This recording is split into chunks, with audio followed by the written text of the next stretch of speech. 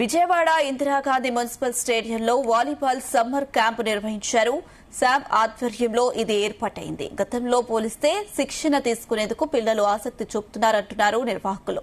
దీంతో క్యాంపు భవిష్యత్తులో కొనసాగుతుందా లేదా అనే సందేహాలకు పులి స్టాప్ పడుతుందంటున్న క్యాంపు నిర్వాహకులతో మా ప్రతినిధి సుమా ఫేస్ టు ఫేస్. ఇందిరాగాంధీ స్టేడియంలో ఆట విడుపు కార్యక్రమానికి సమ్మర్ క్యాంపుని అయితే నిర్వహిస్తున్నారు. వీటికి సంబంధించి ప్రతి సంవత్సరం కూడా ఈ సమ్మర్ క్యాంపులకి క్రీడాకారులు అయితే వస్తూ ఉంటారు. ఈ సమ్మర్ క్యాంపును నిర్వహించడం, ఎంతమందినో క్రీడాకారులు చేయటం, అసలు ఎలాంటి ఏర్పాట్లు చేశారు అన్నది ఇక్కడ ఇందిరాగాంధీ స్టేడియం దగ్గర ఉన్న డిఎస్డిఓ గారు కోటేశ్వర్ అయితే ఉన్నారు. తెలుసుకుందాం, ఎంతమందినో నేషనల్స్ ని అట్లా పంపించిన స్టూడెంట్స్ ఎంతమంది ఉన్నారు, ఈసారి సమ్మర్ క్యాంపుకి ఎంతమంది హాజరయ్యారు? మేము స్పోర్ట్స్ ఆఫ్ ఆంధ్రప్రదేశ్ ఆదేశానుసారం మనం ఇక్కడ వాలీబాల్ ఒక 14 డిసిప్లిన్స్లో సమ్మర్ క్యాంప్ చేస్తున్నాం. ఇక్కడ చేస్తున్నప్పుడు వాలీబాల్ దాంట్లో 194 రిజిస్ట్రేషన్స్ జరిగాయి. మనకి చాలా హైయెస్ట్ అనమాట.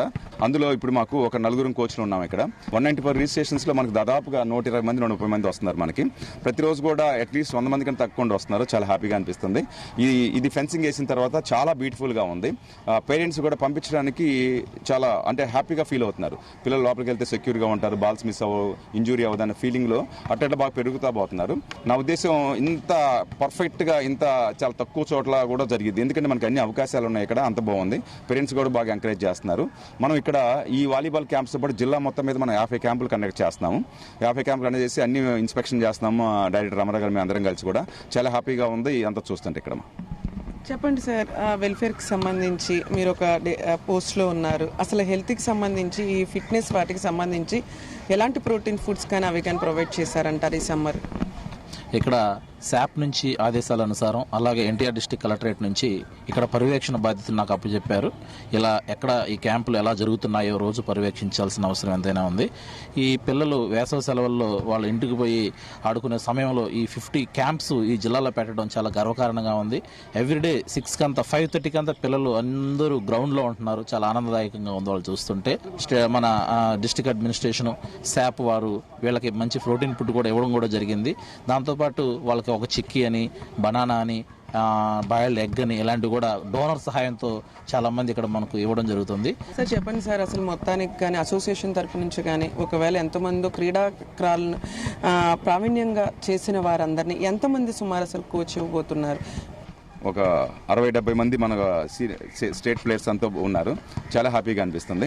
తర్వాత మనకేంటంటే ఈ సమ్మర్ క్యాంప్స్లో మనం ప్రతి గవర్నమెంట్ మాకు చిక్కీలు అని చెప్పేసి మిగతా డైట్ ఇస్తున్నారు. దానితో పాటు మోహన్ కుమార్ గారు ఎంసీఎఫ్ క్లబ్ నుంచి సీనియర్ ప్లేయర్ ఆయన ఏం చేస్తున్నారంటే ప్రతిరోజు ఒక 4-5 వేల రూపాయలకు సంబంధించిన డైట్ ప్రొవైడ్ చేస్తున్నారు. వాళ్ళ ఫ్రెండ్స్ కానీ వాళ్ళ అంతే. గవర్నమెంట్ కూడా మా స్పాన్సర్స్ తీసుకోమని చెప్పారు, అది చేస్తున్నారు. దీనివల్ల పిల్లలు కూడా బాగా అట్రాక్ట్ అవుతున్నారు. 20 మంది నేషనల్ ప్లేయర్స్ వస్తే 15 మంది వివిధ డిపార్ట్మెంట్లో పనిచేస్తున్నారు. స్టేడియం రెవెన్యూషన్ చేస్తున్నారు, మోడిఫికేషన్స్ చేసి కొంచెం కొత్తగా టెన్నిస్ కోర్ట్ అని అట్లా కడుతున్నారా అని అంటున్నారు. వాలీబాల్ ఉండదు గ్రౌండ్ అనేది పేరెంట్స్ వైపు నుంచి ఒక ఆరోపణ వస్తుంది. అది ఎంతవరకు నిజమో, ఒకవేళ లేకపోతే మీకు కావాల్సిన రికమెండేషన్స్ కానీ కావాల్సిన ఆపర్చునిటీస్ కానీ ఏంటి? యాక్చువల్గా మీరు చెప్పిన మాట వాస్తవమే. మాకు కూడా చాలామంది పేరెంట్స్ కానీ, వాలీబాల్ లవర్స్ కానీ, డోనర్స్ కానీ చాలామంది మాకు సంవత్సరాల తరబడి ఇచ్చిన వాళ్ళందరూ కూడాను ఇక్కడ అది మమ్మల్ని అడిగారు. ఇప్పుడు మాకు తెలిసింది ఏంటంటే ఈ డిఎస్డిఓ గారు కానీ లేకపోతే ఇతర స్టేడియంకి సంబంధించిన ప్రతినిధులు ప్లస్ రాజకీయ నాయకుల నుంచి మాకు వినబడింది ఏంటంటే లేదనే మాకు విన్నాము. అంటే వారు అన్నట్టుగా మేము విన్నాము, డైరెక్ట్గా కాదు, ఇండైరెక్ట్గా మేము విన్నాం మాట ఇదే. మేము దాని గురించి కూడా మేము వాళ్ళతో మాట్లాడుతున్నాము. కానీ ఏంటంటే ఎన్నో సంవత్సరాలుగా దాతలు దీన్ని ఇచ్చింది క్రీడా సంస్థలకు ఇచ్చారు. కమర్షియల్గా కాకూడదు, క్రీడ ఇప్పుడు కమర్షియల్ కాకూడదు. మన సెంట్రల్ గవర్నమెంట్ కానీ స్టేట్ గవర్నమెంట్ కానీ క్రీడలను ప్రోత్సహిస్తుంది. చెప్పండి, అసలు ఒకసారి ఒక క్రీడగా మీరు ఆడుతూ ఉంటారు, ఎంతో ఇష్టంగా అయితే ఆడుతూ ఉంటారు. అలాంటిది ఇక్కడ వాలీబాల్కి సంబంధించి ఎంతమంది కోచింగ్స్ మీకు ఇస్తున్నారు, కోచ్లు ఉన్నారు? అలాగే వాలీబాల్ కూడా ఉండదు అన్నది ఒక ఆరోపణ వస్తుంది, దాని మీద మీ సమాధానం? ఎంతో మంచి మంచి ప్లేయర్లు ఇక్కడి నుంచి ఆడి ఇండియా నేషనల్ లెవెల్లో, ఇంటర్నేషనల్ లెవెల్లో ఆడి ఉద్యోగాలు సంపాదించి ఎంతో బాగా సెటిల్ అయ్యారు. అదే కోరిక కూడా మాకు కూడా ఉండిద్ది, ఇక్కడ వాలీబాల్ ఆడి ఉద్యోగాలు సంపాదించాలని. మమ్మల్ని చూసి మా నెక్స్ట్ జనరేషన్ కూడా ఉండిద్ది. ఆరోపణలు వస్తున్నాయండి, ఇక్కడ కోర్టు ఉండకపోవచ్చు, తర్వాత రినోవేషన్లు ఉండకపోవచ్చు అంటున్నారు.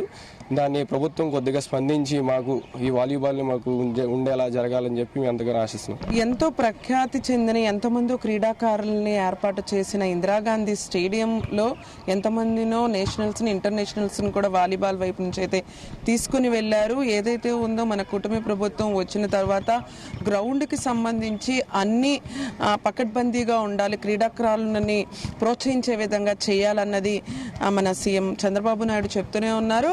మన దేశానికి కానీ మన రాష్ట్రానికి కానీ ఒక గర్వకారణంగా ఉంటుందన్నది చెప్తూనైతే పరిస్థితి నెలకొంది. Cameraman Shravanth, Suma Upender, Zee Telugu news, Indira Gandhi stadium.